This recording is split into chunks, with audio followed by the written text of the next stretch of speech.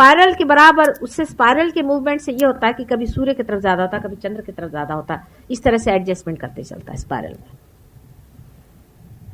तो सूर्य नाड़ी और चंद्र नाड़ी हमारे अंदर दो नाड़ियां हैं। राइट साइड में जो नाड़ी है उसे सूर्य नाड़ी कहते हैं, और चंद्र नाड़ी को जो कि हमारे अंदर बसती है मनुष्य के अंदर, इसे चंद्र नाड़ी को ईड़ा नाड़ी कहते हैं। इसमें भी बड़े घोटाले हैं, मैं देखती हूँ इतना कंफ्यूजन है, इतना कंफ्यूजन। और राइट साइड में जो नाड़ी है उसे पिंगला नाड़ी कहते हैं। राइट साइड की नाड़ी जो है सूर्य नाड़ी है, लेफ्ट साइड की नाड़ी चंद्र नाड़ी। इन दोनों का जब संतुलन आप साधते हैं तब आप बीचों बीच आ जाते हैं। एक एक्सट्रीम में कोई गए तो पेंडुलम जैसे एक जगह गए तो दूसरी जगह फिर जाना शुरू होता है। जैसे कि मैंने बताया था जहां रजोगुण बहुत ज्यादा हो गया है प्रदेशों में, तो उन्होंने तमोगुण में आना की शुरुआत करी। माने जो बहुत ज्यादा बढ़ गए तो उसके बाद सुसाइड शुरू हो गए तमोगुण में आना, और नहीं तो शराब पीना और फिर गांजा और इस तरह की चीजें जिससे बैलेंस आ जाए। उसका एक पेंडुलम इधर गया तो उधर से उधर दौड़े, उधर से उधर दौड़े। बीचों बीच सत्वगुण है, बिल्कुल मध्य में, देख रहे हैं ना आप, एकदम मध्य में। और उसके बीच में गैप है, आप देखिए कि गैप है, यही वॉइड है, इसे वॉइड कहते हैं। ज़ेन सिस्टम में आप अगर ज़ेन पढ़े तो पूरा सहयोग है, ज़ेन भी। कबीर पढ़े तो पूरा सहयोग है, नानक पढ़े तो पूरा सहयोग है, कृष्ण पढ़िए तो पूरा सहयोग है, राम पढ़िए तो पूरा सहयोग है, क्राइस्ट पढ़िए तो पूरा सहयोग है, कुरान पढ़े तो पूरा सहयोग है। सब सहज ही योग है। कहने का ढंग शायद अलग हो जाए पर मजा आएगा वही। ये जो बीच का वॉइड है यही भवसागर है, और इसमें उठने के लिए कोई सीढ़ी नहीं है। समझ लीजिए कि दो ऐसी सीढ़ियां लगी हुई हैं, लेकिन बीच वाली सीढ़ी आधी लटक रही, और उस पे चढ़ने का जो मार्ग है वह है कुंडलिनी जो नीचे में है। नीचे में जो कुंडलिनी, इस कुंडलिनी को, इस ब्रिज को, इस गैप को भरना पड़ता है। यही कार्य दिखने में बहुत सीधा सरल, कोई बहुत दूर नहीं। अब ये कुंडलिनी आपकी माँ है, जन्म जन्म आपके साथ पैदा हुई, आप ही में स्थित रहती है। मृत्यु के बाद भी जीवात्मा के साथ ऊपर में आत्मा और कुंडलिनी दोनों साथ ही साथ उसके साथ भटकते रहती है। ये हर समय आपके अंदर स्थित रहती है, और यही आपके पास्ट और सबकॉन्शियस का पूरा जोखा है। कुंडलिनी जो है ये गौरी है, यानी ये महाकाली का एक पार्ट है। देखिए आप, महाकाली का एक पार्ट है। बीज की शक्ति जिसे हम सृजनात्मक शक्ति, उत्क्रांति की शक्ति कहते हैं, या जिसे हम एवोल्यूशनरी शक्ति कहते हैं, या जिसे महालक्ष्मी की शक्ति कहते हैं, वो ये शक्ति नहीं है।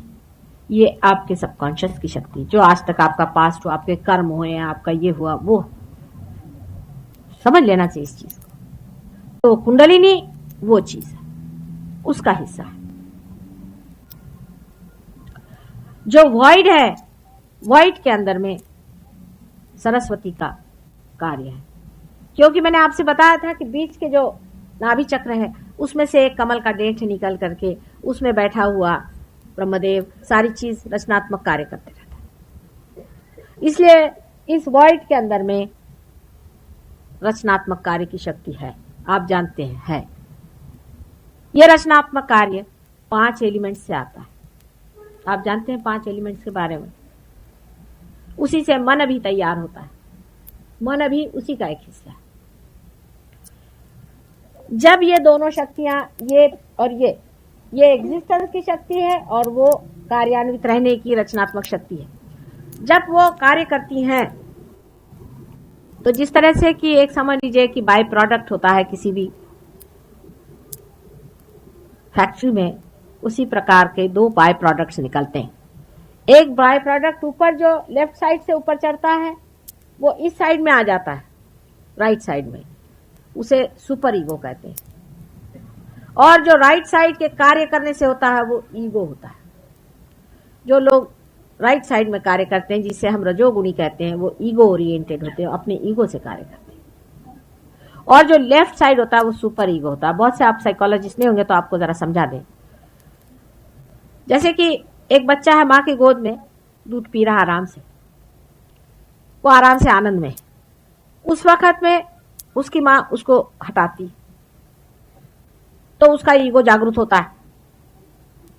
वो कहता है कि ये क्या कर दिया, मन में उसको गुस्सा चलता है, तो उसकी माँ उसे डांटती, ऐसे नहीं करती, सुपर ईगो जम गया। कोई करने की इच्छा होना ईगो से होती है, और जब उस पर दबाव आता है वो शक्ति सुपर ईगो की होती है। हमारे अंदर इस प्रकार दो संस्थाएं बनती हैं, ईगो और सुपर ईगो। एक चीज से तो हम कहते हैं कि इसको हम करके दिखाएंगे, और दूसरी चीज से हम कहते हैं कि नहीं भाई ये नहीं करेंगे, ये हमारे बाप कह गए थे अच्छा नहीं, ये इसमें फायदा नहीं होगा, नहीं करना चाहिए। अब जरूरी नहीं कि बाप अच्छा ही कह गए, हम कभी कभी अच्छा भी कहते हैं, कभी कभी बुरा भी कह जाते हैं। इस तरह की दो शक्तियां हमारे अंदर काम करती हैं। या ऐसा समझ लीजिए कि एक से हमारी इच्छा शक्ति है और दूसरे से हमारी रचना शक्ति। रचना शक्ति और इच्छा शक्ति अगर बराबर आ जाए, या जिसे कहिए कि ईगो और सुपर ईगो दोनों अगर बराबर में आ जाए, तो आप देख सकते हैं कि कुंडलिनी का उठना कितना आसान हो जाएगा, क्योंकि सर का बोझा जो है एक जैसा हो जाएगा, बीच में से कुंडलिनी आसानी से निकल जाएगी। इसीलिए संतुलन की बहुत जरूरत है। मैं संतुलन ही पे बोल रही हूँ, बार बार घूम घाम करके संतुलन पे आती हूँ। अगर आपके अंदर संतुलन नहीं है तो कुंडलिनी जागृत होकर के ब्रह्मरंध्र से नहीं निकलेगी। संतुलन का एस्टैब्लिश होना बहुत जरूरी है, और उस संतुलन के लिए ही मैं आप लोगों से कहती हूँ कि आप लेफ्ट से राइट पिटाइए, क्योंकि ईगो यहाँ पर बढ़ गया है। समझ लीजिए पूरा ईगो है, यहाँ के बलून ईगो ने दबा दिया है सुपर ईगो को नीचे। तो आपसे मैं कहती हूँ कि आप इस तरह से ऊपर उठाइए, तो ऊपर ईगो उठेगा और ईगो नीचे आ जाएगा। फिर आप उठाइए, फिर आप करिए, धीरे धीरे करते करते ये हो जाएगा कि बीचों बीच आ जाएगा। वो भी मेरी और हाथ करना पड़ेगा, नहीं तो आपका हाथ से थोड़ी कुछ उठने वाला। जैसे बीच में आ जाएगा कुंडलिनी उठ के खट से ऊपर चले जाएगी। अब कुंडलिनी सब जानती है, समझती है, आपका सब उसको पास मालूम है। आपने जो गलतियां करी, जो कुछ भी आपने अपने साथ जातियां करी है, जैसे आप किसी गुरु के पास गए, कुंडलिनी आपकी जानती, उठेगी नहीं, फ्रोजन कुंडलिनी। इसीलिए आपने देखा होगा कि किसी ने बताया मेरे गुरु थे तो मैं सर पकड़ के बैठ जाती कि गई कुंडलिनी काम से, अब तो हाथ जोड़ो इनको भैया, अब क्या करें। अब लोगों को ये लगता है कि माता जी क्यों गुरुओं को बुरा कहते हैं, क्योंकि अगर तुम्हारी कुंडलिनी उन्होंने फ्रीज कर दी तो मैं आपका क्या करूंगी। और दूसरा ये कि आपका क्या होगा, कितना सर्वनाश है। सोचो, आप ही सोचो कि आपका कोई उद्धार नहीं हो सकता, आप पार नहीं हो सकते, जन्म जन्मांतर तक नहीं हो सकते। और ये कहने पर भी लोग कहते हैं कि नहीं हमारे गुरु तो बड़े अच्छे। फिर सोचते हैं क्या इन पे एकदम भूत बाधा है क्या। कितना भी कोई परेशान करे, कुछ भी तकलीफें हो, सारा शरीर भी टूट जाए, हार्ट से भी मर जाए, तो भी वाह हमारे गुरु बड़े अच्छे हैं। इसका कारण क्या? इसका कारण एक ही सीधा सरल बैठता है कि कोई ना कोई आपके ऊपर पकड़, आप सोचना ही नहीं चाहते असलियत को क्या। अब ईगो किसी आदमी का बहुत जबरदस्त बड़ा होता है। अब उसके अनेक तरीके हैं, आपसे मैंने पहले ही बताया। ईगो की बीमारी ऐसी होती है कि वो बीमारी पता ही नहीं चलती। अगर आपका तमोगुण ज्यादा हो, सुपर ईगो ज्यादा हो, तो आदमी के बदन में, उसका बदन टूटेगा, वो कहेगा माँ मुझे यहाँ दुखता है, मेरे पैर पकड़ गए, मैं जकड़ गया हूँ, पता नहीं कोई तो भी मेरे गर्दन में बैठ गया है, उसको पता चलता है। पर ईगो तो अपने ही को अपने ऊपर बिठाया होता है, तो वो तो घोड़े पे चलता है। वो तो उसके पास आप जाइए तो मेरे को लेक्चर देना शुरू करता है। मैं कहा अच्छा भैया, अभी गई थी मैं कोई मिनिस्टरों के पास में, उन्होंने मेरे को लेक्चर देना शुरू कर दिया।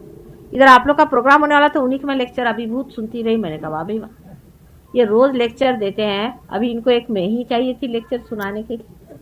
अच्छा भाई सुना लो, तुम्हारा भी मन हो जाए, इधर तुम लोग बैठे रह गए, मैं वहां बैठे रह गई। ऐसा चलता है। इसलिए ईगो ऐसी चीज है, इसको अहंकार एक बार हो जाए, उसको समझाना बहुत मुश्किल होता है। सूक्ष्म अहंकार भी बहुत होते हैं। जैसे किसी ने कुछ पढ़ लिख लिया, तो मेरा तो इस पे विश्वास ही नहीं, माता जी की कुंडलिनी उठती है। अब साहब आपका विश्वास ही नहीं, मैं तो विश्वास ही नहीं कर सकता। आपका विश्वास किस चीज पर है? आपने क्या जाना, आपने क्या देखा? आप आइए देखिए।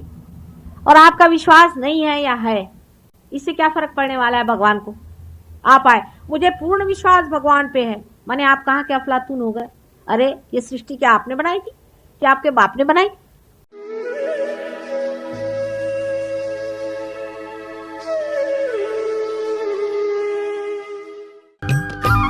सब्सक्राइब कीजिए कुंडलिनी जागरण को और प्रेस कीजिए बेल आइकन को, जिससे कि आपको मिल सके हमारी लेटेस्ट वीडियो सबसे पहले।